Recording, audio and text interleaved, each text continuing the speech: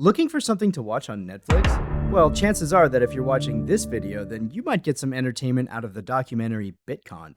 It's the story of Centrotech, one of many companies who took advantage of the ICO frenzy in the late 2010s. It talks about the events leading up to the formation of Centrotech and the inevitable fallout from the major scandal that it was. Various points of view are shown throughout the documentary, and some really good journalism is on display. The whole thing seems like something from a movie, but it's actually real life. Welcome to Crypto Bookworm, your go-to channel for easy-to-grasp crypto education. My name is Jim, and I'm here to break down the complexities of the digital asset world into bite-sized animated lessons. I believe crypto is the future of finance, and I want to help you make sense of it all. This video will be a slight departure from what I usually bring you, but with a strong underlying message that does unilaterally apply to every single person involved in crypto. Yes, even you, $100 investor who just created a Coinbase account. I'll just come right out and say that this is a cautionary tale, and it highlights one key villain. Meet Ray Trapani, a charismatic guy from Atlantic Beach, New York. Ray is a self-proclaimed criminal, and as a teen he was involved in the illicit sale of prescription drugs.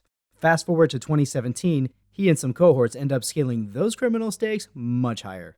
Reeling from a different failed venture, Trapani's business partner known as Sorby came to him with an idea to take advantage of the ICO craze. This was a time of rampant, unregulated fundraising for crypto projects, utilizing initial coin offerings. These are like initial public offerings in the stock market, but instead of stock, what's being offered is a new cryptocurrency token. The actual idea for the company was quite genius and revolutionary. With backing from major players in finance, they were going to offer a crypto debit card. A crypto debit card works exactly like a regular debit card, but allows you to seamlessly use it to spend crypto anywhere that accepts major credit cards. But the idea was actually no more than just a thought or an imagining. Instead of putting in the work to actually make this happen, Trapani and company set out to fast-track themselves to that free ICO money. They started with some fake LinkedIn profiles, which featured themselves as Harvard Business School graduates. They used online forums and social media to spread information about Centrotech, and it gained traction quickly. It eventually blew up to the point where they decided to go for some celebrity endorsements. And they got those endorsements, namely Floyd Mayweather and DJ Khaled. For the founders of Centrotech, it must have felt like a dream. But unfortunately for the soon-to-be-built investors, the whole thing was about to turn into a nightmare. The documentary highlights one man in particular named Jacob Renzel. He had had some success trading crypto and basically went all in on Centrotech. He and countless others were promised that they were in on the ground floor of literally the future of finance. I have to say it would have been pretty hard for me to resist as well, especially at that time. Centrotech promised to solve the one big unsolvable problem in crypto, turning it from magic internet money to actual everyday spending money. This was especially attractive to those sitting on big crypto profits already, so you can see just how genius this scheme actually was. Centrotech became an overnight success. They might as well have been printing cash.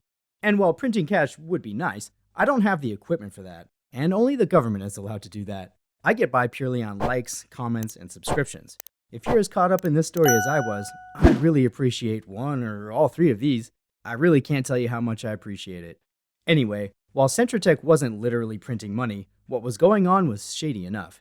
And this house of cards was about to meet its destroyer. Enter Nathaniel Popper, a reporter for the New York Times. Despite the massive attention and following of Centrotech, it only took a few mouse clicks for Popper to see that something wasn't right. Some of the LinkedIn profiles didn't actually go anywhere. Centrotech's website featured an image of a debit card with a Visa logo, purporting that they were in some kind of partnership with them. But a simple phone call to Visa proved that to be false. So Popper decided to start setting them up. Appealing to their egos, he asked if a New York Times photographer could go take some pictures at the Centrotech office. Without even asking what the article was about, they agreed. Remember Jacob Renzel? He caught wind of this and started to expose that something very fishy was going on. This started to spread, and soon Centrotech's forums and chat room were full of quote-unquote trolls asking reasonable questions. Some of these people actually got paid off to go away, but Renzel didn't go away, and his work proved to be instrumental in their downfall. Oh yeah, I almost forgot. They even had a totally made-up CEO, a fake name used with a picture of a man they found on Google Images. And as soon as the people started asking about him, Trapani and his associates killed their fake CEO. The guy whose picture it was even got interviewed in the documentary. Pretty hilarious. Finally, Popper's article got printed, and that's when the you-know-what really started to hit the fan. Millions of eyes and brains were now processing this insane multi-million-dollar scam. Some of those millions of eyes and brains belong to highly interested employees of the Securities and Exchange Commission. Yeah, you don't need me to tell you that that's the last thing fraudsters like the guys at Centratech want. Very unwanted attention indeed. So, as you can imagine, heads started to roll.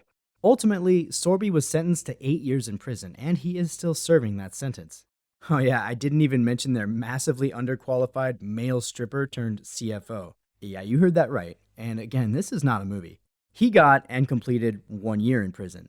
And Trapani? 100 years, right? Right? Wrong.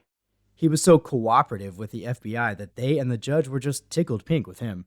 After pleading guilty to all of the charges, he was sentenced to time served, which is legal speak for no jail time.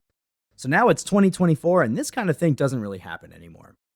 No, I'm just kidding. It's still ridiculously common. And actually, for 2017 alone, it's estimated that 4.9 billion US dollars was invested in crypto startups. Studies show that up to 78% of these were scams. Credit to the Bitconned documentary for this information. On my Twitter, now X, I had always come across a lot of accounts that proclaimed themselves as Bitcoin maxis, or maximalists. Now I know why. Bitcoin maxis feel that not a single thing or person in this space can be trusted, so they simply put all of their hopes, faith, and cash into Bitcoin. Personally, I can understand this sentiment, but I don't think those guys or anyone actually knows what the future could hold.